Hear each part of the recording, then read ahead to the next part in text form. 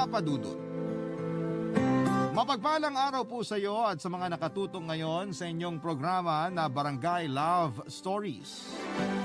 Madalas po akong nakikinig sa YouTube channel ninyo sa Barangay LS, kaya naman naisipan ko rin po na magpadala ng liham sa inyo para ibahagi naman ang kwento ko.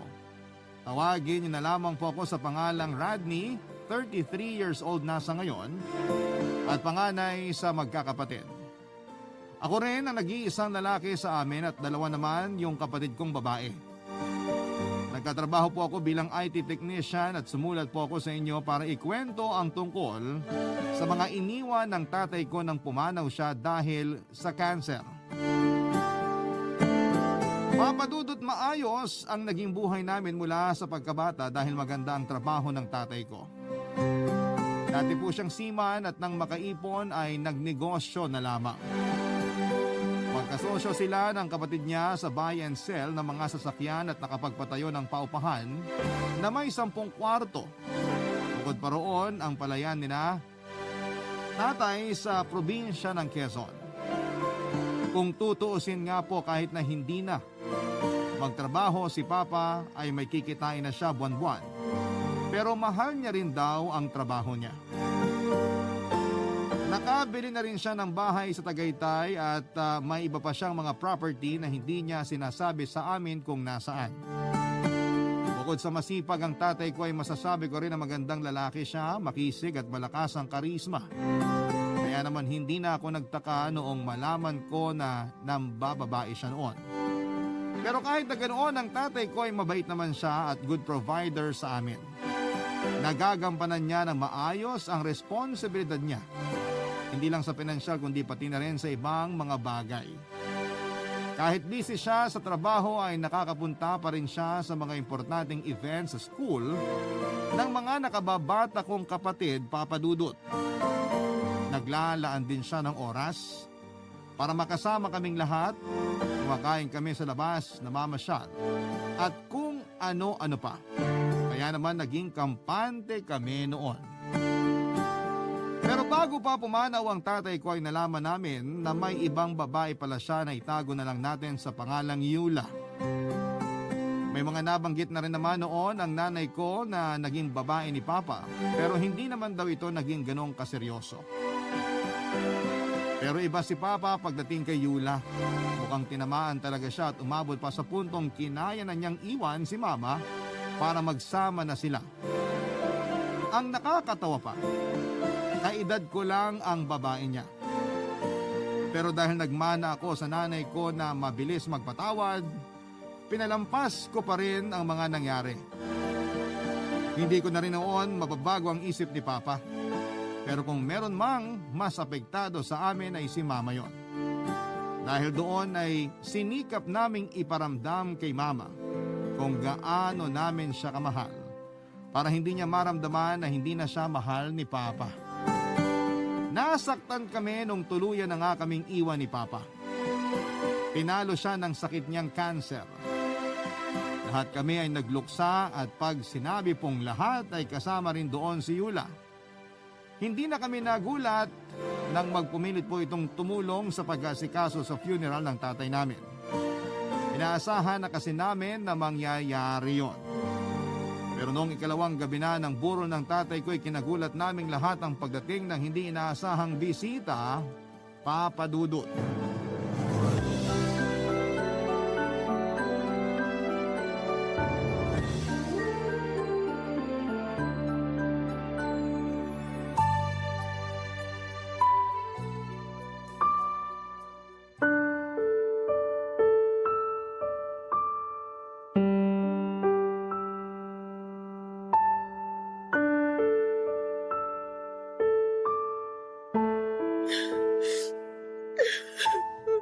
Ma, okay ka lang ba?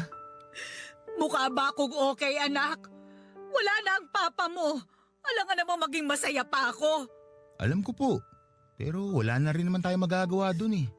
Tsaka diba, hiwalay na rin naman kayo. Oo, hiwalay lang kami ng bahay pero ako pa rin ang asawa niya. At mahal na mahal ko pa rin ang papa ninyo. Kaya sobrang sakit nito para sa akin. Kung ibang pagkakataon lang talaga to, tatawanan kita ma. Babae Umayos ka nga, Rodney. Baka sa kakaganyan mo tularan mo rin yung papa mo. Naman, bata pa ako para tularan si Papa. Gusto ko pa mabuhay na matagal. Hindi yun ang ibig kong sabihin. Yung pambababae niya ang tinutukoy ko. Seryoso ba, Ma? 11 years na nga kami ng girlfriend ko tapos duda ka pa rin sa akin. Ang lala ng trust issues mo, Ma. Paano ko hindi magkakaroon ng trust issues kung marami nang ginawa kalokohan ng papa mo nang hindi ko alam? Baka nga mamaya, bigla na lang magsulputan dito sa lamay ng papa mo yung iba pa niyang mga kabit Buti pa nga sana kung kabit lang. Pero baka mamaya may sabit pang anak. Naku, binanggit niyo pa. Pag yan talaga nagkatotoo. Ma, nakikita niyo ba yung nakikita ko? Ha? Anong nakikita? Magandang gabi po sa inyo. Magandang gabi naman. Sino ka ba, Ineng? Pamangking ka ba ng asawa ko? Hindi po, girlfriend niya po ako. Girlfriend? Ma, yung boses niyo po. Kalma lang tayo. Ha? Paano ako kakalma? Narinig mo naman yung sinabi niya, hindi ba? Ma, ako na munang bahala rito, okay? Miss, anong pangalan mo? Ara, ikaw si Rodney, di ba? Ikaw yung panganay ni... Oo, ako nga. Pwede bang mag-usap muna tayo sa labas? Sige. Sasama ako! Kasama ka naman talaga sa usapan, Ma. Pero ipangako niyo munang kakalma lang kayo. Oo na, sige na! Tayo na sa labas!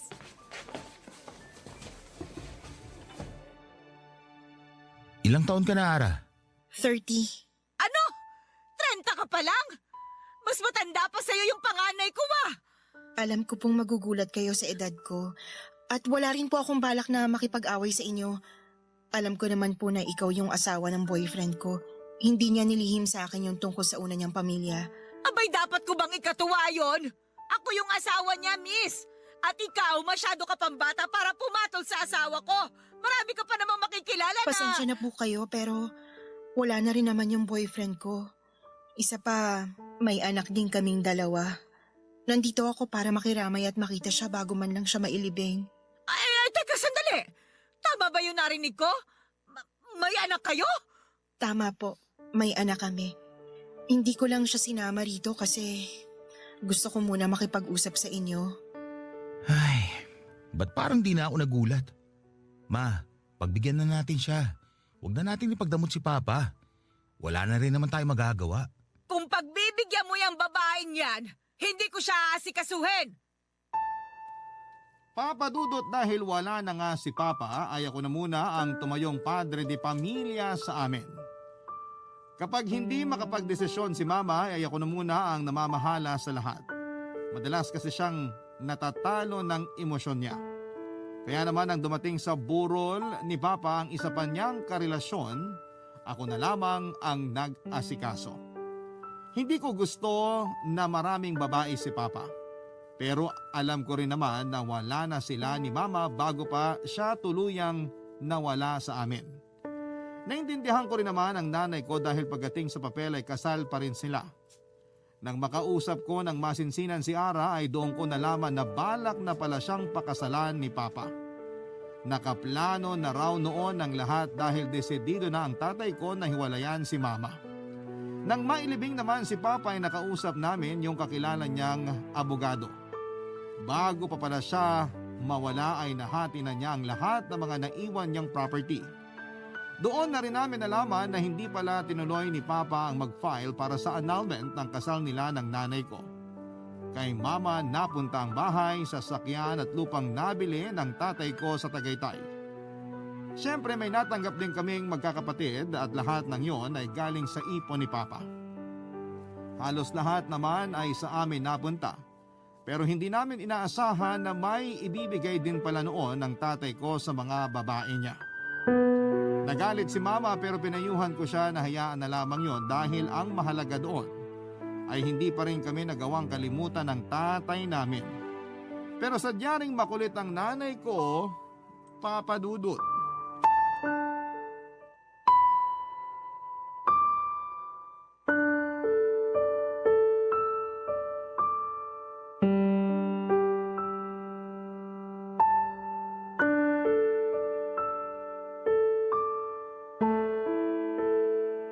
Hindi ko talaga matanggap na may nakuha pang mana sina Yula at Ara.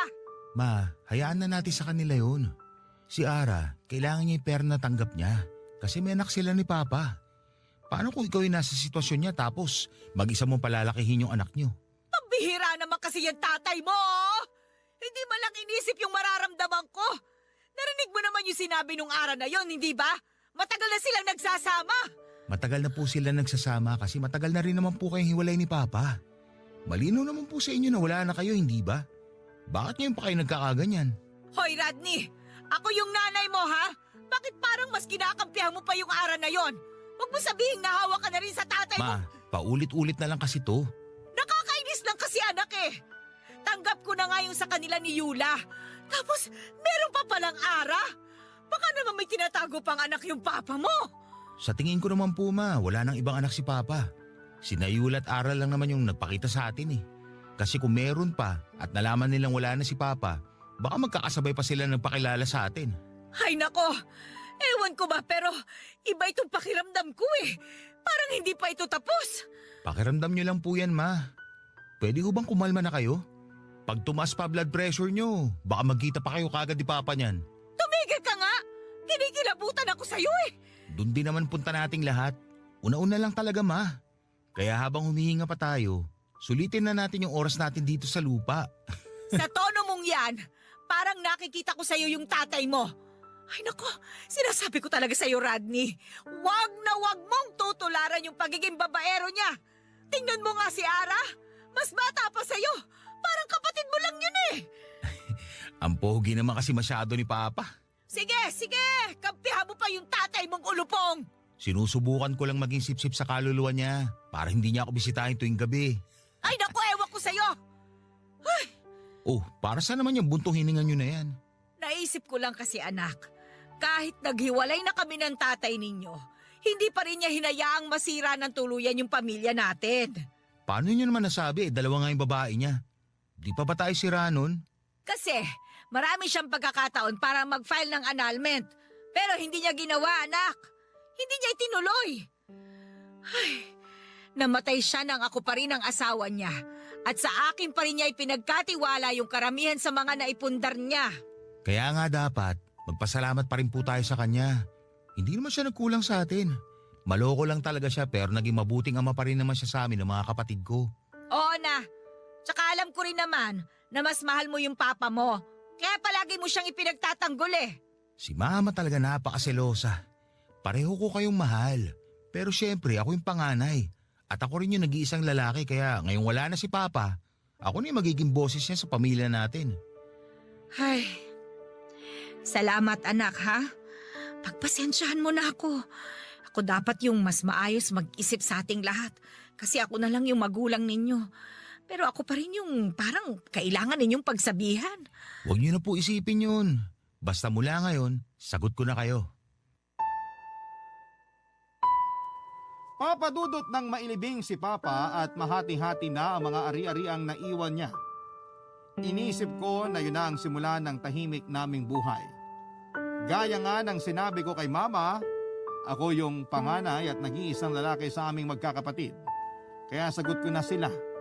Gusto ko noong patunayan na isa akong responsableng kuya.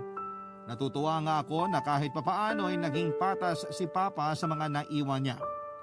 Pagkatapos naming mag-usap ng nanay ko ay nagpaubaya na siya at hindi na kinontra pa yung mga iniwan ni Papa kina Yula at Ara.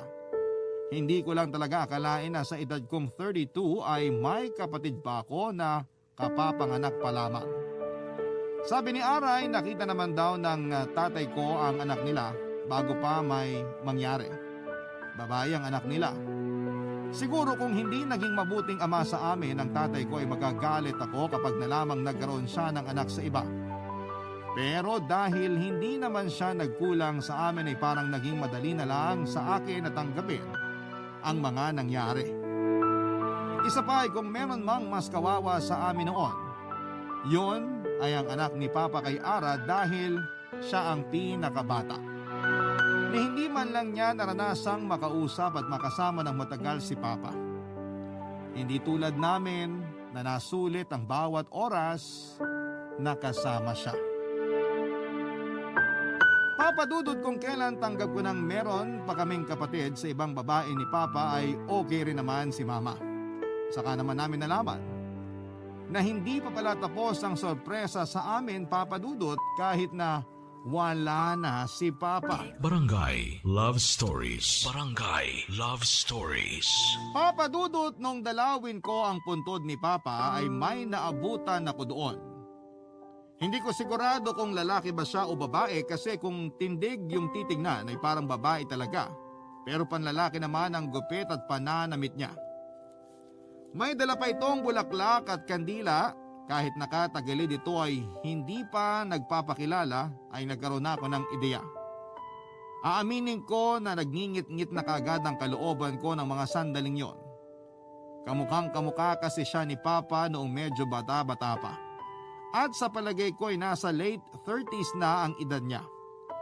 Sa tingin ko ay tomboy siya pero kahit na ganoon ay parang carbon copy pa rin siya ng tatay ko. Pinilit kong alalahanin noon kung may nakwento ba sa akin si Papa na nakababata niyang kapatid o malapit na pinsan na kamukhang kamukha niya pero wala naman akong maisip.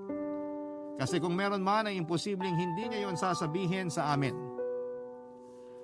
Matagal ko siyang tinitigan, hindi ko kasi alam kung lalapitan ko ba siya o kakausapin o aalis na lamang ako para wala na akong dahilan na kilalanin pa siya.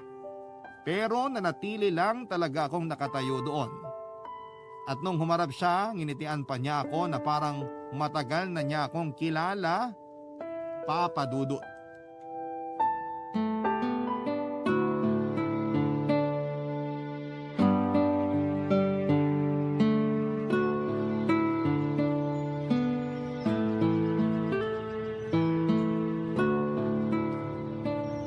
Kanina ka pa ba dyan? Pasensya ka na ha. Medyo malalim kasi iniisip ko kanina kaya hindi ko na malaya na may kasama na pala ako rito. Anong ginagawa mo rito sa puntod ng tatay ko? Kapatid ka ba niya? Ay hindi, di niya ako kapatid. Kung ganun, sino ka? Ako si Owen. Rowella talaga ang pangalan ko pero Owen yung madalas na itawag sa akin. Nahahalata mo naman siguro na tomboy ako. Ikaw si Rodney, di ba? Paano mo nalaman pangalan ko? Sinabi sa akin ng tatay mo. Madalas ka kasi niyang ikwento sa akin. Mabait ka nga raw sa kamanang-mana ka sa kanya. Pasensya na, pero bakit naman niya ako ikukwento sa'yo? Sabi mo nga, hindi ka naman niya kapatid. Di nga talaga niya nasabi sa inyo pero kapatid mo rin ako. Nauna nga lang akong ipanganak kaya hindi mo ako kilala. Ate mo ako pero mas bagay kung magiging kuya mo ako. Nakakailang kasi kung ate yung itatawag mo sa akin. Teka sandali, ate? Ibig sabihin mas matanda ka sa akin? Oo, 39 years old na ako. 7 years yung agwat natin. Paano nangyari yun kami yung unang pamilya ni Papa. Saka kasal sila ng nanay ko. Alam ko rin yun. Kung gusto mong malaman yung nangyari dati, kwentuhan muna tayo sandali. Yun kung ayos lang sa'yo. Ayos lang naman sa akin. Gusto ko rin talaga malaman kung paano nangyari na may mas matanda pa sa akin sa mga kapatid ko. Ay, buntis na yung nanay ko bago pa magkakilala si Papa at yung nanay mo. Pero hindi gusto ni na lolo't lola si Mama. Kaya ayun, hindi pumayag na ikasal silang dalawa. Kung ganun, may iba pa palang babae na inuuwian si Papa nung nabubuhay pa siya? Wala, Paanong wala? Sabi mo nga anak ka rin niya. Niloloko mo ba ako? hindi kita niloloko. Wala nang ibang babaeng inuuwian si Papa. Kasi 1 taon pa lang ako nung namatay si Mama. Matagal na akong ulila sa ina. At ngayong wala na si Papa, ulilang lubos na ako. Pasensya na kung napagtasan kita ng boses. Hindi ko kasi alam na may ganun palang nangyari. Kung wala ka ng nanay, sinong nagpalaki sa'yo? Si Tito, yung panganay na kapatid ng nanay ko. Mabait naman sila nung asawa niya. Kaya parang sila na yung tumayong magulang ko. Si Papa, hindi ka ba niya binibisita noon? Binibisita naman paminsan-minsan. Nagbibigay din siya ng pera nung nag-aaral pa ako. Pero yung huling usap namin, 3 years ago pa. At yung usap pa namin yun, pinapagalitan niya ako. Wala Pinili ko kasi talagang maging tomboy. Mas gusto niya kasi na maging straight na babae ako.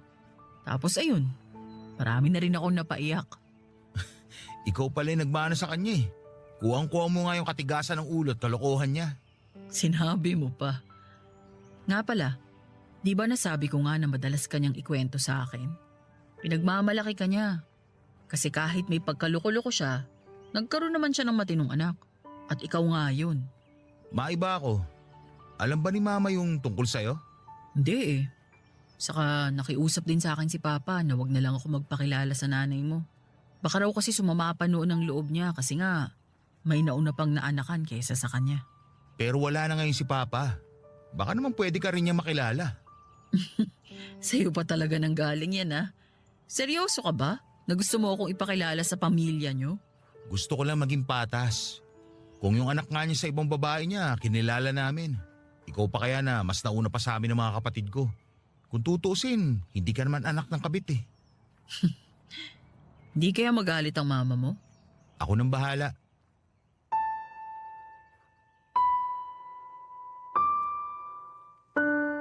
Papa Dudut, isinama ko noon sa bahay si Owen.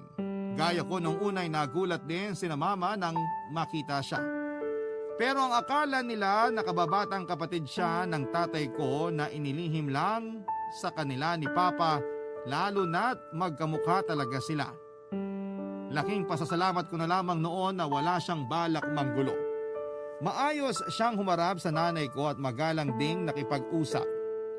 Ang sabi ni Owen ay hindi raw siya nakarating sa burol at sa libing ni Papa dahil iniiwasan niya noong magkagulo kapag nalaman namin na may iba pang anak si Papa. Nakakatawa mang isipin pero sa sobrang bait ng tatay ko ay hindi lang mga property ang iniwan niya kundi mga kapatid na late na namin na nakilala. Punong-puno ng sorpresa ang pagkawala niya. Mabait naman si Owen at hindi rin siya naghabol sa mga iniwan sa amin ni Papa. Kasi may trabaho naman siya at tulad ng tatay namin ay madiskarte rin siya sa buhay. Pero ewan ko ba, Papa Dudut? Kalaunan ay parang nakaramdam ako ng inis sa kanya. Siguro ay dahil buong buhay ko akala ko ako yung panganay sa amin tapos ay hindi naman pala. Kaya naman naisip ko na kausapin si Mama tungkol doon.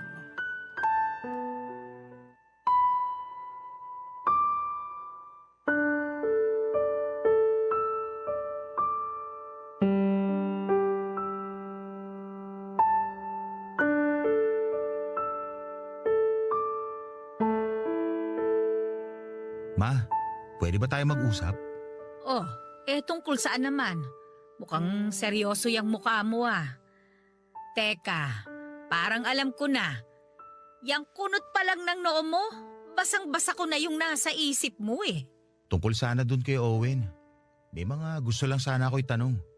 Wala ka ba talagang alam tungkol sa kanya?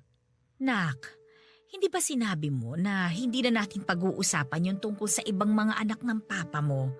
Tapos ngayon, ikaw pa ang nagsisimula. Sinabi ko nga po yun pero ang hirap lang talaga tanggapin na hindi naman pala ako yung panganay. Sus, ano naman? Hindi naman mababago no na naging panganay ka pa rin sa mga kapatid mo. May mawawala ba sa'yo dahil nalaman mong mas matanda sa'yo si Owen? Ayaw mo pa nun? Parang nagkaroon ka na nga ng ate at kuya sa katauhan niya. Naman eh, nakuha niyo pa magbiro ng ganyan. Ang seryoso mo kasi eh. Nakakainis lang yung pakiramdam na akala ko, ako na talaga yung panganay. Tapos may iba pa pala. At siya pa talaga yung totoong panganay sa aming dalawa. O di ngayon, alam mo na yung pakiramdam. Nakakainis, hindi ba? Yung akala mo ikaw lang, pero may iba pa pala.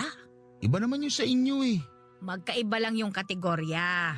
Asawa ako at anak ka. Pero pareho yung pakiramdam. Nakakainis, nakakagalit. Pero marirealize mo rin na hindi mo na pala dapat maramdaman yun.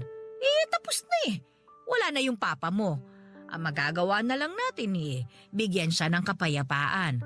At mangyayari lang yun kung tatanggapin mo ng si Owen yung panganay. Basta ma, naiinis pa rin ako. Para kang bata, anak. Alam mo, ngayon lang kita nakitang ganyan Para kang batang nagmamaktol. Naman eh, tinawanan mo pa talaga ako. Paalala lang ako yung anak mo dito. Baka mamaya ampunin mo pa yung Owen na yun. Lalo na babae siya. Kahit na tombo yun, sigurado ako magkakasundo kayo. Ipinagdadamot mo ba ako, anak? Ipagdadamot ko talaga kayo. Marami na kaming naging kahati kay Papa. Kaya ikaw, sa amin ka lang. Hayaan mo na sila. May mga nanay din naman sila eh. Huwag mo kami dagdagan ha. Aba. At sino naman may sabi sa'yo na dadagdagan ko pa kayo? Subukan mo lang po ma. Mambababae talaga ako. Hoy, umayos ka nga, Rodney, ha? Magtino ka. May mga kapatid kang babae. Lagi mong iisipin yun. Di ka na talaga mabiro ma. Oy, siya nga pala, anak. Parang may nabanggit nga sa akin yung tatay mo noon eh. Hindi ko lang masyadong maalala yung sinabi niya. Pero kapag nagtatanong naman ako, umiiwas naman siya. Sabi niya kasi, may nauna pa raw talaga sa akin. Eh di yun na nga yung nanay ni Owen. Seryoso, nak? Owen lang talagang itatawag mo sa kanya? Ma, please naman. Huwag mo nang simulan. Parang mas bagay yata kung Kuya Owen ang itatawag mo sa kanya. Ay kasi nga hindi ba? Ayaw naman niyang magpatawag ng ate. Oh, bakit natahimik ka naman dyan? Paano kung gustuhin niya nga na maging ate o kuya sa amin ma? Papayag ka ba? Anong ibig mong sabihin? Yung kilalanin niya rin ng mabuti mga kapatid ko. Tapos magiging close sila. Hindi naman siguro, anak. Mukhang okay naman siya kahit na hindi siya maging malapit sa inyo eh. Sana nga ma. Para hindi na magulo. Papa Dudut, sa kabila ng naging pag-uusap namin ni Mama ay hindi pa rin ako mapakali noon. Natakot kasi ako na baka bigla na lamang manghimasok sa buhay namin si Owen at biglang magpakapanganay. Sa totoo lang ay wala naman talagang mali doon, pero ayokong may iba pang maging malapit sa mga kapatid ko. Parang naging madamot ako bigla noon, siguro kaya ako nararamdaman yon dahil alam ko na sa aming dalawa ni Owen, siya yung mas marami ng karanasan sa buhay. Siya yung mas mature sa amin. Kaya pagdating sa mga desisyon ay siguradong mas pakikinggan siya kesa sa akin. Kaya gano'n na lamang ang pagkainis ko sa kanya. Isa pa ay babae pa rin naman siya, Papa Dudut, kaya madali niya lang makukuha ang loob ng mga kapatid ko. Papa Dudut, aaminin ko na na-insecure ako sa kanya. Kahit saan kasi tingnan, sila ni Papa yung pareho sa lahat kahit pa hindi siya totoong lalaki. Magkamukha sila at nagkakasundo pagdating sa mga tipo nilang babae. Sigurado ako na madalas din silang nagkikita ng tatay ko noon. Hindi lang siguro yon inamin ni Owen para hindi ako mainggit sa closeness nila ng tatay ko. Dahil sa pagdating ni Owen sa buhay namin ay nagulo ang isipan ko. Bigla kong naikumpara ang sarili ko sa kanya. Kaya naman bago pa ako mag-isip ng kung ano-ano ay nagpasya na akong makipagkita sa kanya para makapag-usap kami ng masinsinan.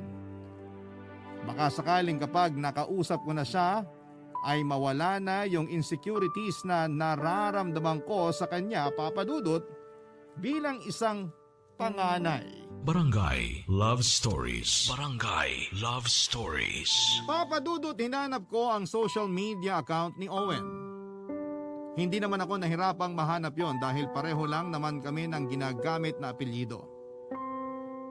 In-invite ko siya sa isang resto bar para mas makilala pa namin ang isa't isa. Pero alam ko rin naman sa sarili ko na hindi lang yon ang pakay ko. Pumayag naman siya na magkita kaming dalawa at ewan ko ba, pero bigla na naman akong kinabahan noon. Sinabi ko sa mga kapatid ko na bala kong mas kilalanin pa si Owen para malaman kung ano ang magiging reaksyon nila. At mas nagngit-ngit ang kalooban ko nang sabihin nilang ayos lang yon. Kapag nagkasundo raw kami ni Owen na sana raw ay mabigyan din sila ng pagkakataon na makilala ang isa pa nilang kapatid na pwede nilang maging ate. Wala naman daw kasing masama kung madadagdagan pa kami ng kapatid. Puro babae naman daw sila kaya magiging komportable kaagad sila sa presensya nito. Batid ko na naiinis na rin sa akin ang ilan sa mga kabarangay na nakikinig ngayon. Pero ganon talaga ang nararamdaman ko ng panahon na yon, Papa Dudut. Ayokong magkaroon ng kaagaw sa pagiging panganay. Pero bago pa man kami makapag-usap ni Owen, ay may nalaman na naman ako sa dating kinakasama ni Papa na si Ara Papadudut.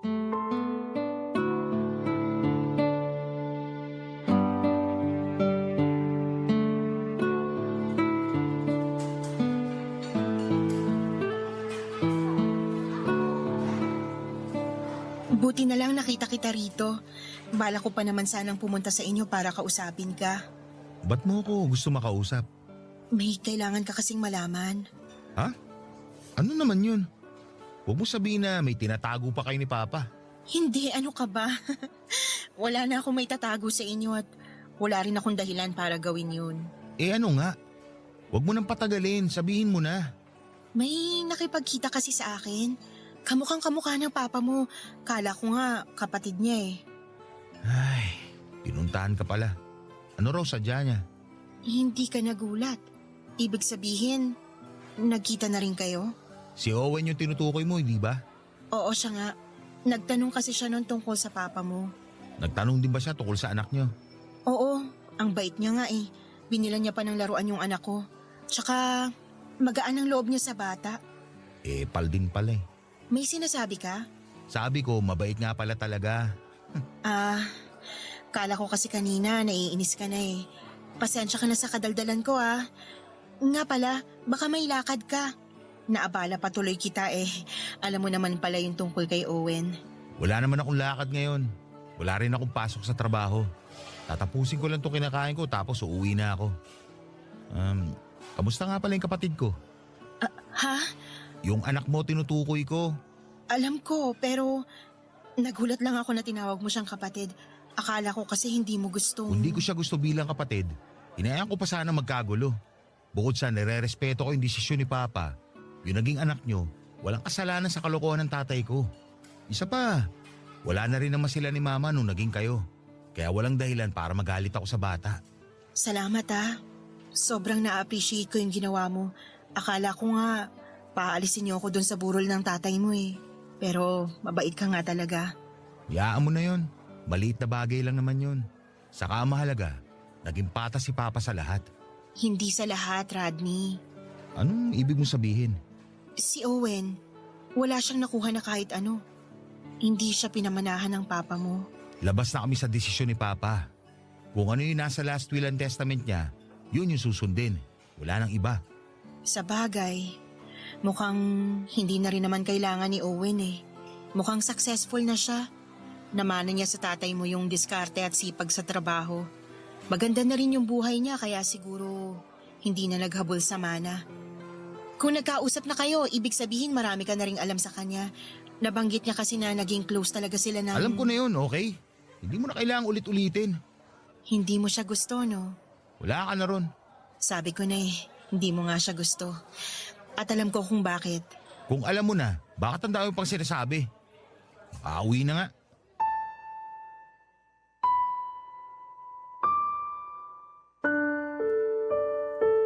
Papa Dudut, humingi rin naman ako ng pasensya kay Ara pagkatapos ng inasal kong yon.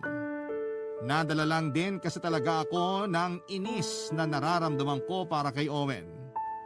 Hindi naman ako kaagad umalis dahil kinausap pa ako ni Ara ng masinsinan. Habang kausap ko siya noon ay doon ko unti-unting nakita yung maturity niya. Kahit mas bata pa siya sa akin, para na siyang si Papa kung mag-isip. Isa siguro yon sa mga nagustuhan sa kanya ng tatay ko. Sabi niya ay nahirapan din naman daw siya sa sitwasyon nila noon ni Papa at gustong gusto na raw niyang magpakasal para maging legal na yung pagsasama nila, pero ang tatay ko na raw mismo ang nag-decide na hindi na muna yon ituloy. Lalo na noong nalaman ni Papa ang tungkol sa sakit na meron siya na siya ring kinamatay niya. Sa haba ng naging kwentuhan namin ni Ara ay doon ko na-realize na marami rin pala kaming hindi alam sa mga pinagdaanan ni Papa na sinadya nitong itago sa aming magkakapatid para hindi na kami mag-alala. Ipinaunawa niya rin sa akin na hindi ako dapat magalit o mainggit kay Owen dahil kahit saan daw tignan ay hindi hamak na ako yung mas maswerte. Bukod sa mana, mas matagal ko raw nakasama si Papa at nabigyan pa ng sapat na atensyon. Hindi tulad ni Owen na minsan lang makasama ang tatay namin pagkatapos ng kwentuhan namin yon ay muli akong napaisip sa mga napakinggan ko, Papa Dudut.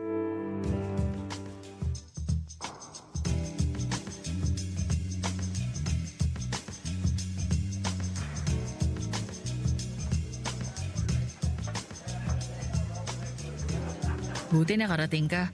Akala ko kasi hindi ka napupunta eh. Bakit naman ako hindi pupunta eh? Ako nga yung nag-iya sa'yo. Masama yata araw mo ah. Hindi no? Alam mo, inom na lang natin yan. Kung may problema ka, pwede mo naman i-share sa akin. Malay mo naman, mapayuhan kita Hindi sa... ko kailangan ng payo mo. Teka lang, galit ka ba sa akin? Kung may lakad ka ngayon na hindi natuloy dahil dito, pwede namang sa susunod na lang natin tutuloy. Bakit ba kasi masyado kang bida-bida ha? Ako? Paano naman ako naging bida-bida? Magmaang-maangan ka pa. Eh pinuntahan mo pa nga sina Are. Para ano? Para ipamukha na ikaw yung mas mabuting panganay. Sa tingin mo ba, nakikipagkompetensya ako sa'yo? Sa tingin ko oo. Yun ang tingin ko sa'yo. Ano ba kasing gusto mo mangyari? Yung kilalanin ka namin lahat tapos biglang ikaw na yung bahala sa amin? Pwede ba? Umalma ka muna. Hindi natin kailangan magsigawan dito. Sasagutin ko yung tanong mo. Pero mag-usap muna tayo ng mas mahinahon. Okay ba yon? Okay. Kahit hindi mo nasagutin yon, basta pakinggan mo lang muna ako. Wala naman talaga akong intensyon na agawin ang role mo sa pagiging panganay. Kung yun man ang iniisip mo na ginagawa ko. 'Di ba? Kung hindi mo naman ako nakita sa puntod ni Papa, hindi mo rin naman ako makikilala eh. Nung nakita kita, parang may nabuhay sa loob ko eh. Anong ibig mo sabihin? Yung parang na-excite ako bigla. Kasi pwede ko rin naman pala kayong kilalanin. Lalo na yung nakausap ko yung mga kapatid natin. I mean, yung mga kapatid mo. Nag-iisang anak kasi ako. Kaya parang nabuhayan ako nung sinabi mo na ipapakilala mo ako sa kanila. Maniwala ka man o hindi, isa yun sa mga masasayang araw sa buhay ko. Kaya ba pati yung iba naming kapatid, gusto mo rin makilala? Nandun na ako sa gusto ko ring makilala yung anak ni Ara. Lalo na't halos pareho kami ng sitwasyon ng bata. Kaibahan lang, nanay ko naman yung nawala noon. Dami kong naiisip na plano para makapag-bonding tayong lahat. Pero naisip ko rin yung mararamdaman mo kasi nasanay ka ng ikaw yung panganay. Tapos nawala pa si Papa. Kaya alam ko na ikaw yung magsi-step up para sa inyo. Buti naman naisip mo yan. Kaya nga pumayag na ako makipagkita sa iyo eh. Gusto ko kasing linawin na wala naman akong intensyon na manghimasok sa pamilya nyo. Gusto ko lang kayong makilala. Yun lang. Pasensya na talaga, Rodney ha. Huwag ka mag-alala. Hindi ko na ulit lalapitan yung mga kapatid mo. Pero kayo, kung gusto nyong pumunta sa bahay ko, laging bukas yung pinto ko para sa inyo. Pasensya ka na rin. Aaminin ko, nilamon na ako ng matinding insecurities ko. Kasi kahit saan naman tignan, ikaw yung mas maayos na panganay sa ating dalawa. Talaga? Yan yung iniisip mo? Huwag mo nga akong pagtawanan. Chill! Hindi kita pinagtatawanan. Natawa lang ako kasi parang ang buti-buti naman masyado ng tingin mo sa akin. Eh ako nga tong siraulo sa ating dalawa. Ikaw yung matino. Faithful ka sa girlfriend mo. Mabait ka rin kuya. Kung may lamang man ako sa'yo, yung edad ko lang yun. Kasi yung agwat natin na 7 years, kapag lumipas yun, marami pang pwedeng magbago sa buhay mo. Baka pagdating mo ng 39, mas maganda pa yung buhay mo kaysa sa akin. Pasensya ka na. Akala ko kasi papalitan mo na ako bilang panganay sa mga kapatid ko eh. Naiintindihan naman kita. Basta hindi ako galit sa'yo. Sabihin mo lang sa akin kung anong gusto mong gawin ko. Okay ako ron. Paano kung imbitahan kita ngayong gabi sa bahay? Ha? Seryoso ka ba? Sus, tara na, ate! Ha? Ate talaga?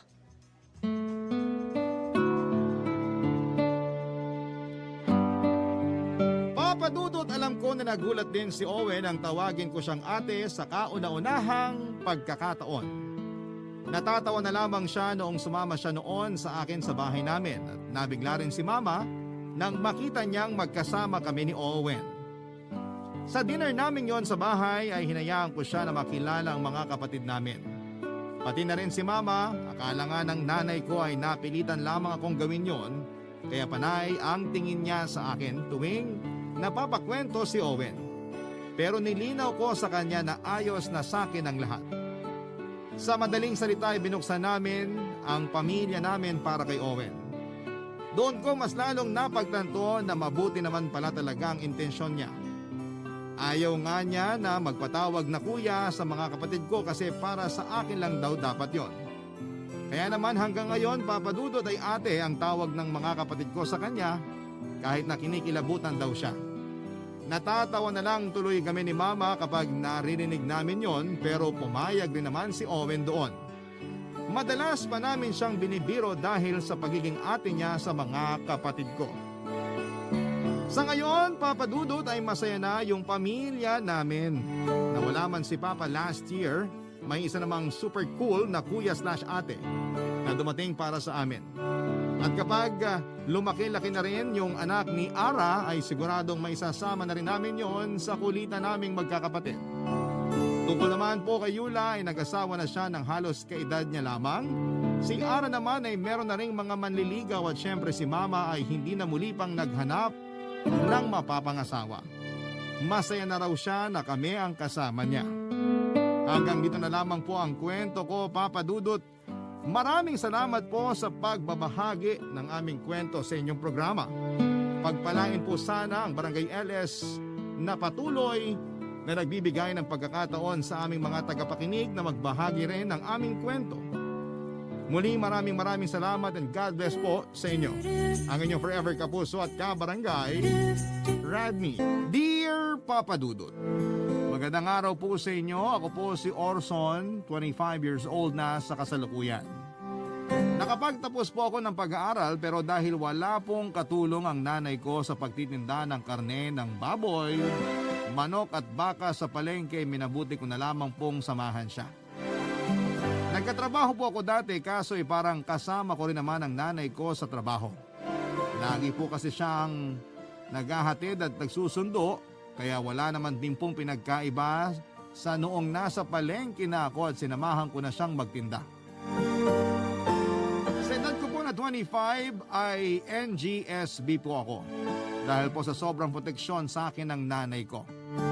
Corazon po ang buo niyang pangalan pero kilala siya sa palengke bilang Aling Azon. 65 years old po si nanay noong mangyari itong bahagi ng buhay ko.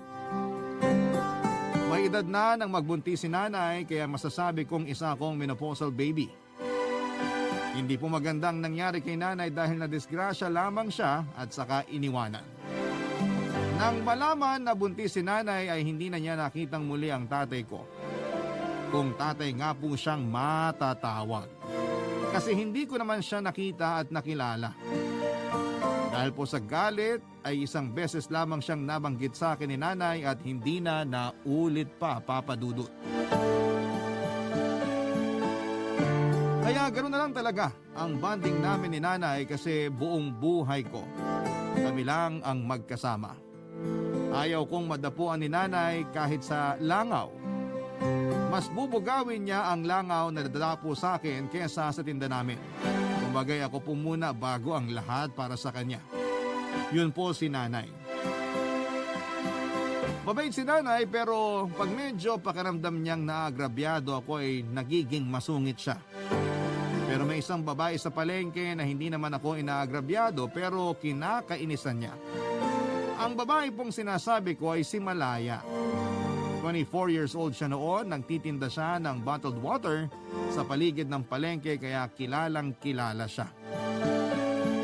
Bukod doon ay tanyag din siya sa palengke dahil sa pagiging masyadong Miss Congeniality niya.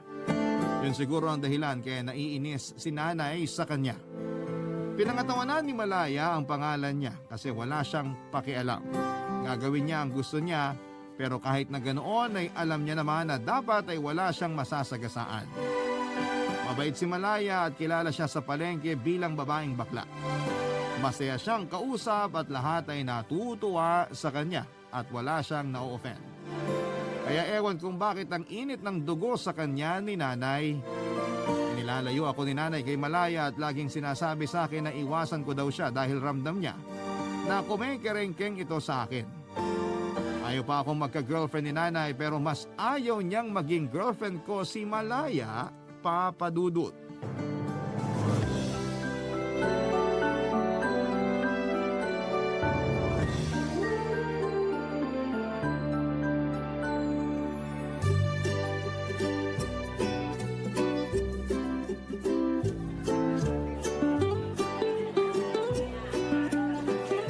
Pumasok ka na nga dito sa loob!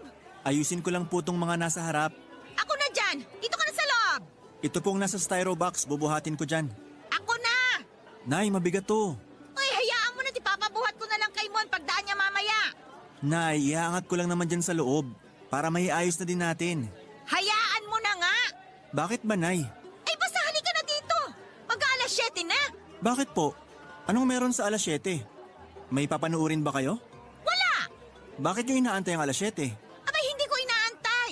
Kung maaari nga lang makalampas na sana eh! Ano po? Wala! Pumasok ka na dito! Halika na! Bakit ba, Nay? Hello, Palengke! Hello, Ali 2! Uhaw na ba kayo? Ayan na nga bang sinasabi ko eh! Pumasok ka na dito! Bakit po? Tinatanong mo pa! Baka matuklaw ka ng ahas! Ahas? Hello, Ali! Anong Oli? Orson ang pangalan ng anak ko! Tsaka tigilan mo nga siya ha! Marami siyang ginagawa! Parang wala naman po. Abay, mas marunong ka pa sa akin! Ako ang ina! Nanay naman? Anong nanay? Anak ba kita? Soon! Sun? Suntokin kaya kita dyan, ha? Aray naman, Nay. Ay nako, wag mo ako nanay-nanayin, ha? Sorry, Tay. Ano? Joke lang po. Mabuti pa magtubig na lang kayo. Malamig para lumamig ang ulo nyo. Umalis ka lang, siguradong lalamig na ang ulo ko. Grabe naman si Nanay. Hindi mo ako nanay, ha? Aling aso nang itawag mo sa akin. Alis na nga ako. Bye, Ollie! Orson!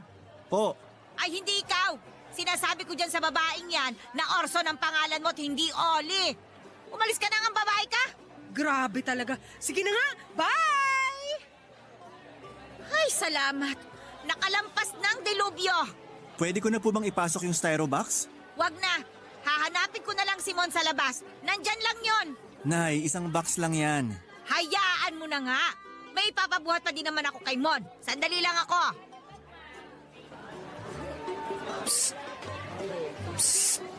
Sino yan? Ako! Ay, ano ka ba naman? Bakit ka nang gugulat? Saan ka nang galing? Diyan sa likod ng tago. Baka maabutan ka ni nanay. Matatagalan pa yun kasi nakita ko si Mon may hinatid. Eh syempre hahanapin niya yun. Kaya huwag kang mag-alala. Huwag natin sayangin ang oras. Ito ang unang beses na makakapag-usap tayo kaya pag-usapan na natin ang tungkol sa atin. Tungkol sa atin? Oo! Alam kong mahal mo ko at alam mong mahal din kita. Kaya bakit pa tayo magkakahiyaan kung alam naman pala nating dalawa? Pero... OMG! Ang nanay mo pabalik na! Tsaka na natin ituloy yung usapan basta natapos tayo sa wag na tayong magkahiyaan dahil alam na natin parehong mahal natin ang isa't isa. Sige, bye! Papadudot na bigla man ako sa mga sinabi ni Malaya ay kapansin-pansin na ikinatuwa ko yon. Kung masaya ako ay mas masaya si Malaya dahil napalaya niya mga salitang ang tagal na niyang gustong sabihin sa akin, Papadudot. Dahil ramdam din ni Malaya na mutual ang feelings namin sa isa't isa, ay mas napalakas pa noon ang loob niya para alamin ang lahat ng kailangan niyang malaman tungkol sa akin. Tulad na lamang ng schedule ni nanay, kung anong oras ito umaalis at kung anong oras bumabalik. Pinag-aralan ng mabuti ni Malaya mga magiging kilos para hindi masira ang pakiramdam niyang nabubuong pagmamahalan naming dalawa. Naging rutina ang schedule ni Malaya sa pagdating sa Ali 2. At yon ang oras na wala itong sinanay. Palaging may tubig na pasalubong sa akin si Malaya. Pinipilit kong bayaran ang mga ibinibigay niya pero naiinis si Malaya dahil pasalubong niyang araw yon sa akin. Wala talaga akong alam sa diskarte kaya sa tuwing nag-uusap kami ay tinuturuan pa ako ni Malaya kung paano siya ligawan. Dahil nga wala akong alam ay ginagawa ko ang mga itinuturo niya. Tinutokso nga kami ng mga tindero at tindera na katabi ng pwesto namin. Nakakatuwaan sila at ang saya-saya nila para sa amin, Papa Dudut. Saka ipapakiusap ni Malaya na huwag na sanang makarating kay Aling Ason ang tungkol sa pagliligawan namin sa pwesto. Masayang sumang-ayon ang lahat na todo ang suporta sa pag-ibig na naming dalawa. Masaya sila para sa akin habang hiyang-hiya naman ako dahil nga po sa bago sa akin ang lahat ng mga nangyayaring yon. Alam na ng buong Alley 2 ang tungkol sa amin ni Malaya. Lahat sila alam maliban kay Nanay, Papa Dudut.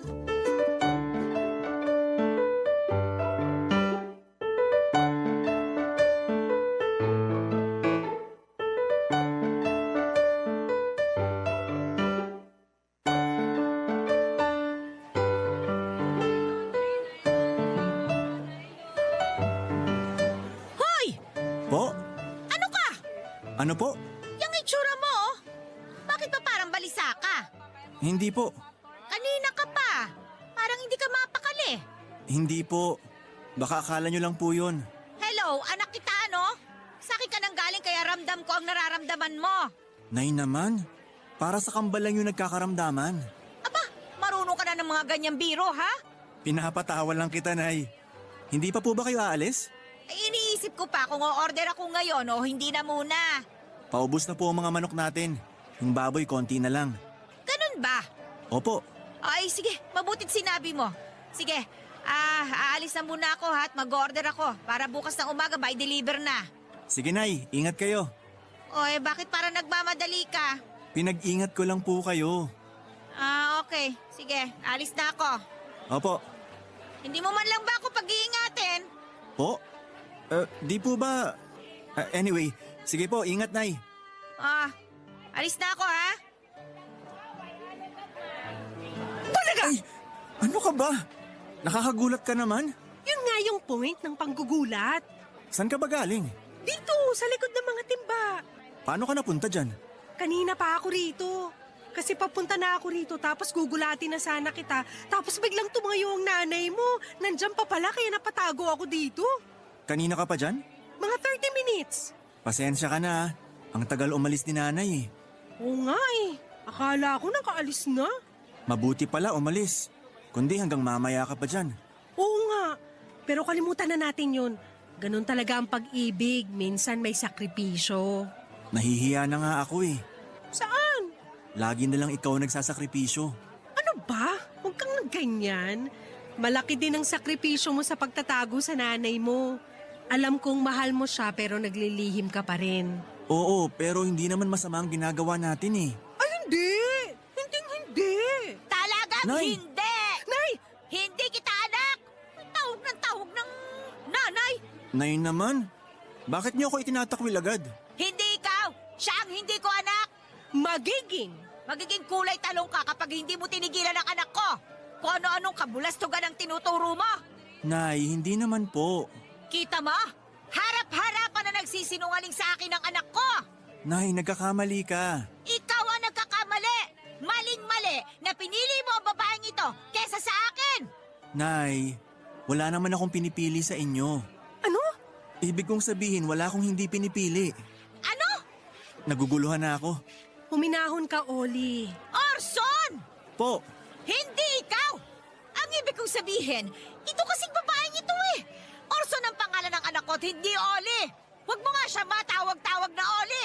Nay, tama na. Pinagtitinginan na po kayo. Oy, bakit ako pinipigilan mo? Ito babaeng ito ang pinagtitinginan eh, hindi naman ako! Nay, tama na. Ma, umuwi ka na muna. Ma? Sinong ma?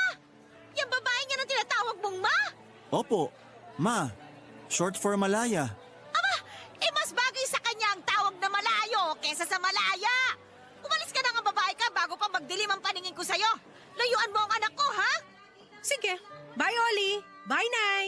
Umalis ka na! Papa Dudut, dahil sa pagkakahuli ni Nanay sa aming dalawa ni Malaya ay naging triple pa ang higpit niya sa akin. Wala nang pagkakataon na makapag-usap kaming dalawa ni Malaya kasi bantay sarado talaga kaming dalawa. Ang mata ni nanay ay parang sa gagamba. Kita niya lahat ng anggulo ng Alley 2. Kahit malayo pa lamang si Malaya ay naaamoy na siya ni nanay. Kaya agad akong pinapaupo ni nanay sa loob ng pwesto para matakpan ako ng mga paninda at maitago daw kay Malaya. Saka lalabas si nanay sa tapat ng pwesto at tatayo doon na parang isang gwardiya sibil. Kung nakakahiya lang ang titig ay nahiwa na si Malaya, o kung nakakahiwa lang ang titig ay siguradong nahiwa na si Malaya sa talim ng titig ni nanay sa kanya. Wala akong nagawa pero si Malaya hindi nawala ng pag-asa. Gagawin niya ang lahat para magkausap lamang kami. Nagpapaabot siya ng sulat sa ibang mga nagtitinda para ibigay sa akin, pero kahit makuha ko pa ang sulat na ipinapaabot ni Malaya, wala naman akong pagkakataon para makasagot dahil nga sa bantay sarado ako ni nanay. Hanggang sa dumating ang isang problema kay nanay Papa Dudut. Nagkagulo ang mga orders niya kaya kailangan niyang ayusin. Nang malaman ni Malaya yon ay natuwa siya, Papa Dudut, dahil yun na ang pagkakataon niya para makita at makausap niya ako, Papa Dudut. Barangay Love Stories. Barangay Love Stories. Nang araw na yon, Papa Dudut, ay maraming tinawagan si nanay. Nagtataka ako kung sino ang makausap niya sa telepono at parang nagmamadali pa ito. Nung hapon ay may mga dumating, sila pala yung mga taong tinawagan ni nanay. Hindi sila tinawagan para magbantay sa akin kundi sila ang mga magkakabit ng binili ni nanay. Umorder ng 4 na CCTV camera si nanay at pinakabit niya ito sa 4 na sulok ng pwesto namin sa palengke, kung saan ay makikita niya ang lahat ng nagaganap sa tindahan at sa buong Alley 2. Kitang-kita ang kasulok-sulukan ng pwesto namin, pati na mga kapit pwestong nagtitinda. May speaker pa ito para nakakausap niya raw ako kahit nawala siya. Itinimbre kaagad ito kay Malaya ng mga taga-kabilang pwesto. Sinabi nila na aalis si nanay pero tad-tad naman ng CCTV ang paligid namin. Kaya si Malaya ay agad na nag-isip ng paraan para makausap niya ako nang hindi nalalaman ni nanay. May maiisip si Malaya at kakaririn niya ito para lamang sa akin, Papa Dudut.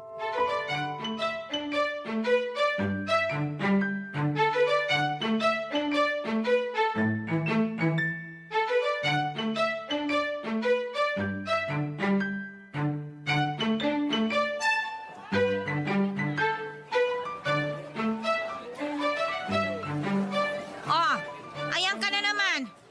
Po? Po? Nay naman? Nay naman. Bahala nga po kayo. Ano, marunong ka na magalit sa akin? Hindi naman po. Anong hindi naman? Konting galit ka lang sa akin, ganon? Hindi po ako galit. Abay, dapat lang. Kung may dapat magalit dito, abay ako yon. Tama? Oh, bakit tayo mong sumagot? Ano po ba yung tanong? Nagbibingi-bingihan ka pa? Hindi ko po nadinig eh. Magkatabi lang tayo, hindi mo ako narinig. Ibig ko pong sabihin, hindi ko naintindihan. Eh kasi nga, hindi mo iniintindi. Nay naman. Nay naman. Ayan na naman kayo eh. Oh, nagagalit ka nga sa akin. Hindi po. Talagang napakasamang impluensya niyang Malaya na yun sa'yo eh, no? Kung ano-ano kasi ang tinuturo nun eh. Wala naman po siyang tinuturong masama. Ipinagtatanggol mo pa. Kasi wala po talaga siyang tinurong masama. Yang pagsisinungaling, hindi ba masama yan? Hindi naman po ako nagsisinungaling. Hindi po ako magsisinungaling sa inyo. Anong hindi? Eh naglihim ka nga na nagkikita kayo ng babaeng yon. Naglihim lang po, pero hindi nagsinungaling. Ayan pa, naging pilosopo ka na. Masamang impluensya talaga yung babaeng yun eh. Hay, Nay. Ano?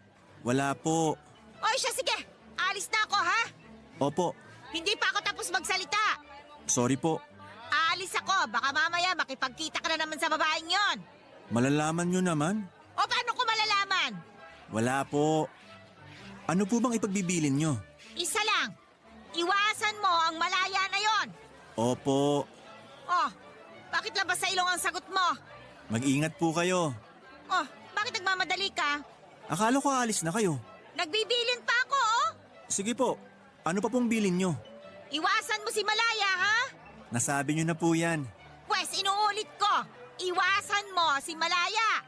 Pangatlo na po yan.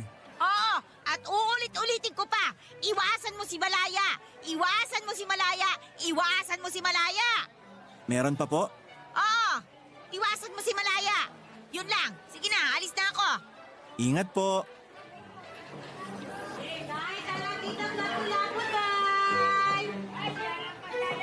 Oh, ano yan? Nay? Ako nga. Nandito ako, nagsasalita sa camera. Kitang-kita kita, ha? Oh, balisa ka na naman.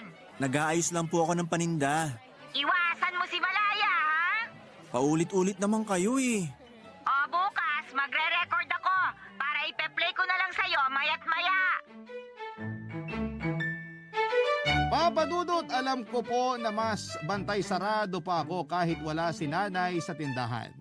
Kaya hindi ko alam kung papaano sasabihin kay Malaya na huwag magpupunta dahil nga sa CCTV na nakakalat sa paligid namin. Sobrang stress ko nang mapansin ko yung isa sa mga nagtitinda sa katapat naming pwesto. May sinesenyas siya at hindi ko maintindihan.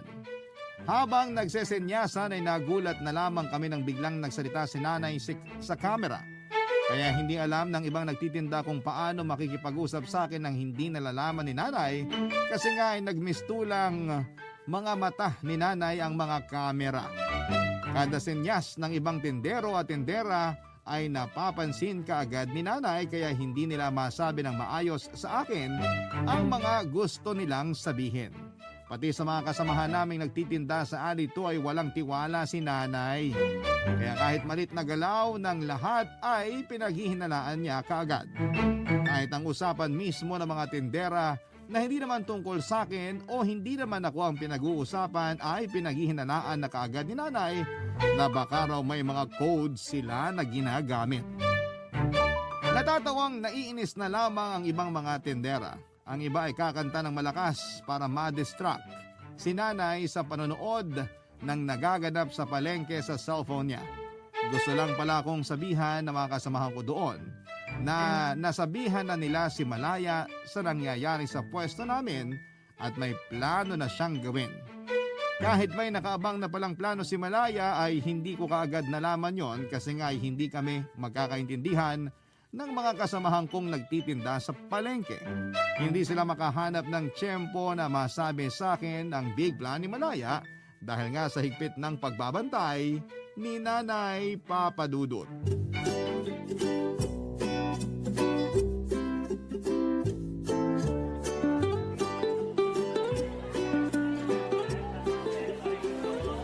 Iho, Ano po yun, La? kumusta ka? Po? Kumusta ka? Mabuti po. Bakit po? Huy, Po. anong po ako to? Opo, Lola. Bakit po? Uli, Oli? Teka, Bakit ganyan ang itsura mo? natural. Natural mo yan? Ano ka ba? Hindi. Kailangan ko mag-disguise. Bakit? Mahina lang. Anong bakit? Bakit ka para hindi ka makilala Huwag kang maingay. Ang galing mo naman. Paano mo nalaman na may pinalagay na CCTV si nanay? Nagtataka ka pa. Alam mo naman nakakampi natin ang mga nandito sa alito. Sinabi nila. Ayun. Yun pala yung sinesenyas nila Kuring at Sendo sa akin kanina. Oo, Pero, hindi kaya tayo mahuli ni nanay? kaya huwag kang magpapahalata. Ay, ano yan? Nay! Bakit kayo nagbubulungan dyan? Sino ba yon? Nanay ko po, Lola. Nasa camera po. Artista ba siya? Maganda po ako pero hindi ako artista. Eh bakit ka pa nanggugulo sa usapan namin? Hindi ko ho kayo marinig. Lakasan niyo ho yung boses ninyo. Bakit ka makikinig sa usapan ng may usapan? Bastos yan! Gusto ko lang pong marinig ang usapan ninyo. Kapati pinipilit mo pa yung maling ginagawa mo. Hindi ka dapat nakikialam sa usapan ng iba. Isa pa wala ka naman dito. Hindi po ako makikinig. Gusto ko lang pong marinig ang boses sa CCTV. Chine-check ko po kung okay. CCTV? Camera yan, di ba? Opo! Oh, kung camera yan, di manood ka na lang. Bakit kailangan mo magsalita? Ano yan, bidyoke? Nay, masakit daw po kasi ang lalamunan ni Lola. Kaya ayaw niya magsalita ng malakas. Ganun ba? Ay, pasensya na, Lola, ha? Anak, ikaw na lang muna magsalita ng malakas. Hindi ko maintindihan pag malakas ang boses ng kausap ko. Bakit ka ba nakikialam sa usapan namin? Hindi na nga ako bibili dito kahit kailan. Ay, sorry po. Sige po, mag-usap na kayo. Mabuti. Magkita tayo mamaya sa gilid ng palengke sa may kanto. Pero Alam mo na yun, di ba? baka malaman ni Nanay. Lola, ang kausap mo ngayon, hindi naman tayo nakapag-usap. Paano niya malalaman? Kinakabahan ako. Wag na lang muna siguro. Sige, nawala na rin siguro ang pagmamahal mo sa akin. Naiintindihan ko. Hindi naman ganon. O mamaya 6:00 sharp sa gilid ng palengke. Ha? See you. Alis na ako. Ay! Nay naman! Nakakagulat kayo eh. Napaka magugulatin mo naman. Wala naman yung pagiging magugulatin mo bago ka na-impluensyahan ng malaya na yun eh. Nay naman, balik na naman tayo dyan. Bakit po ba? Ano bang binili ng matanda? Parang wala akong nakitang bitbit ah. I-check mo nga baka naiwan niya dyan. Wala po. Wala siyang naiwan. Pero wala din siyang binitbit nung umalis. Wala po siyang binili. Ano? Eh ang tagal ninyo nag-uusap, wala siyang binili. Tumatawad po kasi ng higit sa kalahati ng presyo. Sabi ko hindi pwede. Kaya hindi niya na binili.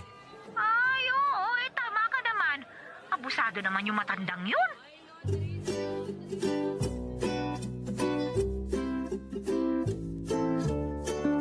Papadudot nagtagumpay ang plano ni Malaya. Hindi siya nakilala at hindi siya nabosesa ni Nanay. Pero ang naging pag-uusap namin ay para lang masabi niya ang mensahe na magkita kami sa gilid ng palengke. Takot po ako noon pero hindi ko din naman alam kung bakit ang binis kong na-inlove kay Malaya. At kung bakit kahit kabado ay lumalakas ang loob ko na gawin ang hindi ko kayang gawin dati. Desidido na ako na makipagkita sa kanya. Ang problema ko na lamang noon ay ang mag-isip kung paano ko makakalabas ng hindi sinusundan o sinasamahan ni Nanay. Habang nag-iisip ako ay bumalik na si Nanay sa pwesto at nagulat na naman ako kay Nanay kaya nag-alala na siya na baka daw may sakit na ako dahil nga masyado akong magugulatin. Lalo naman akong natakot kasi dahil doon ay mahihirapan na naman akong magpaalam. Sinabi ko kaagad na maayos ang lagay ko at pinilit kong maging kalmado buong araw pero habang pinipilit kong kumalma ay nag-iisip ako ng idadahilan kung paano makakalabas para makipagkita nga kay Malaya. Ang napiling lugar ni Malaya ay ang pinakaabalang lugar sa palengke. Maraming tao at kanya-kanyang buhay doon sa parting yon.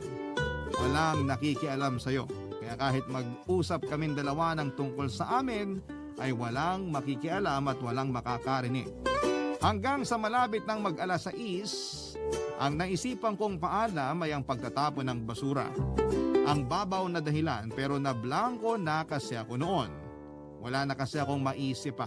Alam kong sasabihin ni Nanay na ipapatapon na lamang niya yung basura sa iba para hindi na ako mag-abala pa pero yun lang talaga ang naisip ko. Kaya pinilit ko na ako na ang magtapon at wag na siyang humanap pa ng ibang gagawa noon. Nagulat na naman ako noong pumayag si Nanay na itapon ko ang basura ng walang pag-aalinlangan. Nakahinga ako ng maluwag at nung mag-6 na ay nagpaalam na ako na itatapon ko na ang basura. Bit-bit ang mga basura ay umalis ako sa pwesto namin at nakiramdam din ako kung sumunod si Nanay sa akin.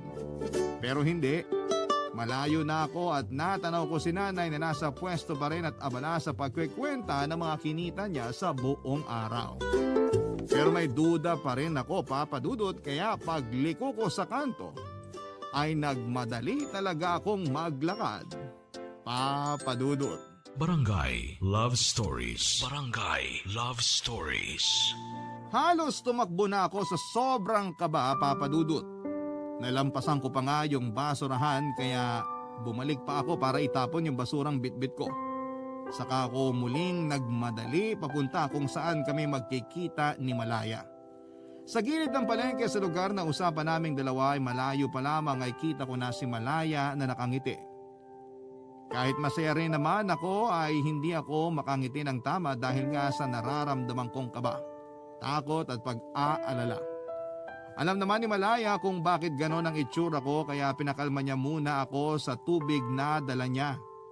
Saka sinabi ni Malaya na huwag na akong mag-alala dahil kinausap na niya ang lahat ng nagtitinda sa Alley 2 na tawagan siya kaagad kung sakaling makita nilang susunod si nanay kung nasaan kami. Dahil kanina pa akong nandoon at wala pang tumatawag, ibig sabihin ay hindi sumunod si nanay kaya clear kami. Bahagyang naibsan ang kaba ko. Mag-uusap kaming dalawa kaso ay dahil nga sa dami ng tao sa paligid ay hindi kami magkaintindihan dahil sa ingay. Tapos may mga kumakausap pa sa amin lalo na kay Malaya kasi nga ay napa-miss congeniality niya sa palengke. May mga pagkakataon naman na may bibili ng tubig sa kanya. Napilitang magaya si Malaya na lumipat kami ng pwesto. Doon daw kami sa hindi masyadong magulo sa likod ng palengke. Sa wakas ay tahimik at walang mangiistorbo sa amin. Sa wakas ay magkakausap na kami ng mas maayos. Papa Dudut.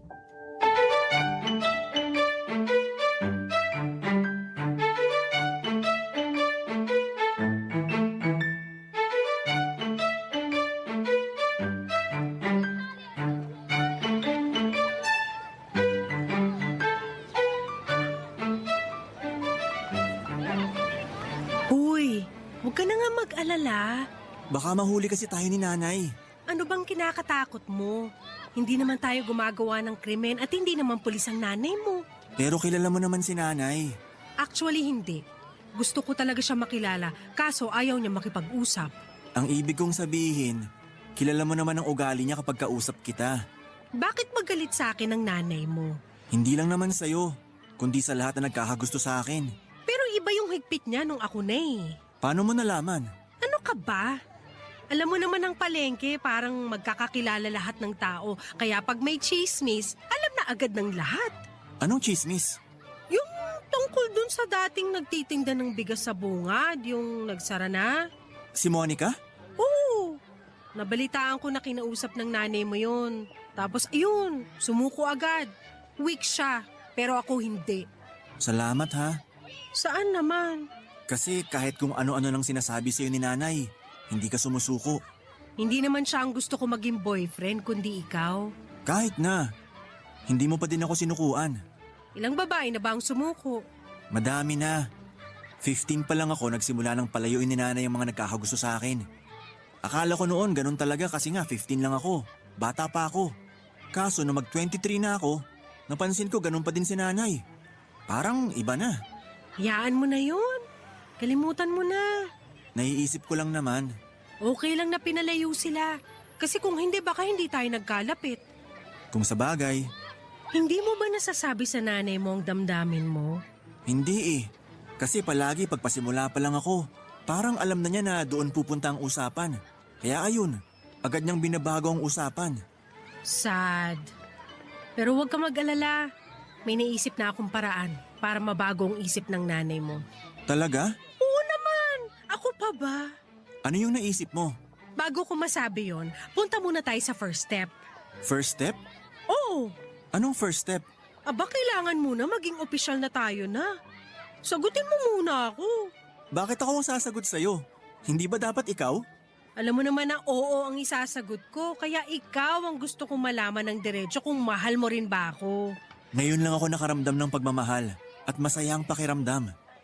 Hihindi pa ba ako sa sayang nararamdaman ko? Nakakaiyak naman yun. Ay naku, ayoko umiyak. Happy moment to. So, I now pronounce and announce na officially mag-on na tayo. Akala ko nga noon pa eh. Ngayon ang formal. So anong dapat mong gawin? Ha? Ano ba? Siyempre, yakapin mo muna ako tsaka mo ko hahalikan. Ah, sige. Walang yaka! Nay? Napakasama mo talagang babae ka! Kung ano-anong itinuturo mo kalokohan sa anak ko! Nasa tamang edad na po siya. Nay, tara na po. Nasa tamang edad pero kinokontrol mo siya! Hindi po ako ang kumokontrol sa kanya. Magpapalusot ka pa eh! Eh sino kumokontrol sa kanya? Multo? Ayoko na lang po sa akin manggaling. Nay, tara na po. Sandali! Hindi ikaw ha? Layuan mo ang anak ko! Gaya po ng sinabi ko, nasa tamang edad na po siya, kaya hayaan nyo na siya magdesisyon para sa sarili niya. Nay, tara na. Umalis na tayo. Oh, narinig mo? Nakapagdesisyon na ang anak ko. Alis na kami at iiwan ka na namin. Sorry ka! Magdusa ka dyan! Tara na, anak!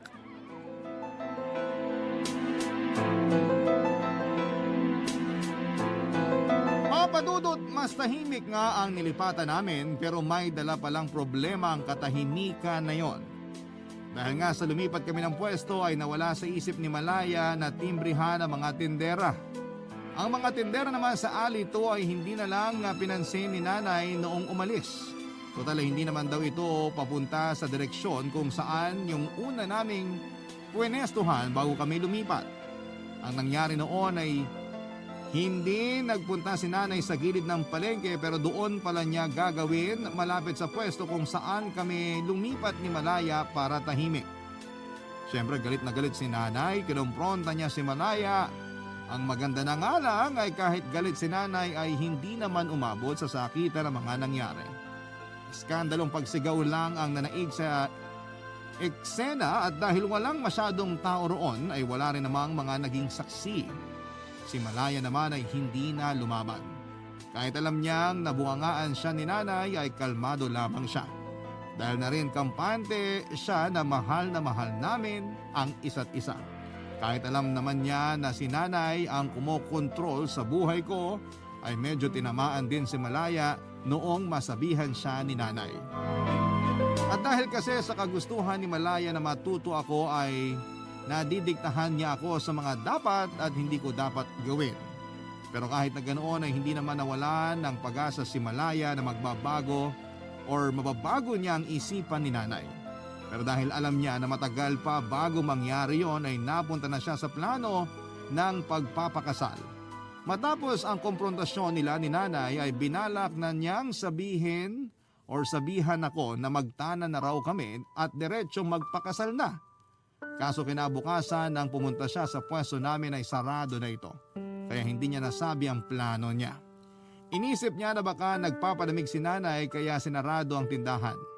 Noong sumunod na araw ay nagpunta muli si Malaya pero hindi muna siya lumalapit. Mula sa kalayuan ay tinatanaw niya ako pero hindi niya ako nakita. Umakyat pa siya sa isang bakod para lang matanaw na baka nakaupo lamang ako sa loob ng pwesto namin. Pero hindi niya pa rin ako nakita, Papadudot. Saka lang malalaman ni Malaya ang totoo kung bakit wala ako sa pwesto namin sa palengke.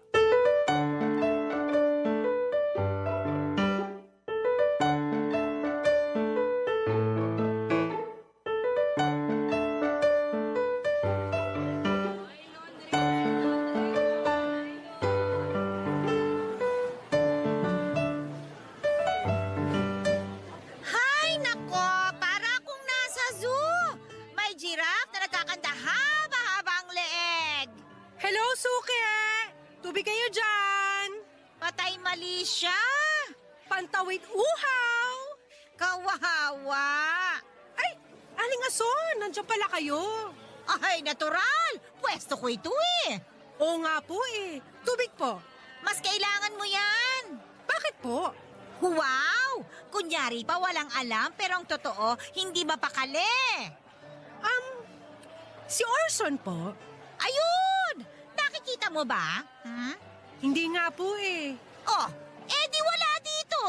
Nasaan po siya? Wala nga! Anong oras po siya darating? Bakit? Wala naman po. Lalasunin mo na naman ang utak ng anak ko. Sobra naman po yung lalasunin. Ano bang tawag sa ginagawa mo? Nag-uusap lang naman po kami. Nag-uusap tapos? Usap lang po. Ano pinag-uusapan ninyo? Gusto niyo po ba talagang malaman? Tatanong ko ba naman kung hindi? Didiretsuhin ko na po kayo, ha? Tungkol po sa aming dalawa. Walang kayong dalawa. Mag-isa ka lang. Nay, Aling Ason naman. Ayaw na bang magkaapo? Hindi pa handa si Orson para magkaanak. Matanda na po siya. Matanda na naman din ako nung ipanganak ko siya. Kaya tama lang na tsaka na siya magkaanak. At kung mangyayari man yon, hindi sa'yo. Mahal po namin ang isa't isa. Tinakot mo lang siya! Inuto! Baka nga ginayuma mo pa eh! Kaya ayun, akala niya true love ka na! Parehas po akong lumaban. Gusto ko siya kaya nung nalaman niya na gusto ko siya, sa kanya sinabi na gusto niya ako. Inakit mo kasi siya! Wala pong ganun. Oh, sus! Dinaan mo pa siya sa pabigay-bigay mo ng tubig! Yun po ba ang tingin niyo sa anak niyo? Madadala sa tubig lang? Malay ko ba kung ano pa ang ibinigay mo sa kanya? May nakita ho ba kayo na hawak niya na material? Wala! Malay ko kung tinatago niya lang! May maitatago po ba sa inyo? Ano? Ibig ko pong sabihin, wala kayong makikitang binibigay ko sa kanya dahil hindi po nakikita yung ibinibigay kong pagmamahal. Kita mo na? Eh di sumabit ka! Ang pagmamahal dapat nakikita yon. Paano po makikita kung papatayin nyo naman? Anong sinasabi mo? Mamamatay tao ako? Malapit na pong mamatay ang puso ni Orson, sinagip ko lang. O ano? Superhero ka na ngayon? Masyado ka naman patawa. Seryoso po ako sa anak nyo. At seryoso ang pagmamahala namin. Kahit tinaharang nyo, kahit pinipigilan nyo, gumagawa kami ng paraan para magkita at magkausap. Ganun namin kamahal ang isa't isa. Napakadrama! Gusto mo ng award? Magpapaalam po ako ng maayos sa inyo. Pwede ko po bang makausap si Orson? O ayan, kausapin mo. Aling Aso naman, seryoso po ako. May sasabihin lang po ako sa kanya. Ikaw pala ang baliw eh. Paano mo makakausap ang wala? Nasaan nga po siya? Malayo na siya sa'yo. Kaya huwag mo nang asahan pa yung mga sinasabi mo dahil hindi na mangyayari yan. Aling Aso, parang awa niya naman po. Hoy! Huwag kang umiyak-iyak dyan ha! Nakakahiya ka. Baka sabihin eh kung inano kita dyan. Doon ka nga sa malayo umiyak. Aling Ason, please po. Wala na si Orson. Pinadala ko na siya sa malayo. Kaya tigil-tiglan mo na yung arte mo ha at maghanap ka na lang ng iba dyan. Aling Ason. Ano ba naman yan? Malas siyang umiiyak sa tapat ng tindahan.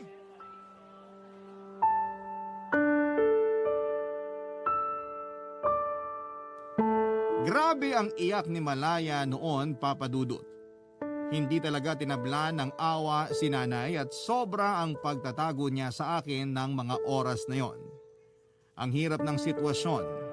Inakay na lamang ng ilang tindera sa alito si Malaya para ilabas ng palengke at doon siya dinamaya ng mga kaibigan namin. Nalaman ni Malaya kalauna na pinadala talaga ako sa probinsya ni nanay.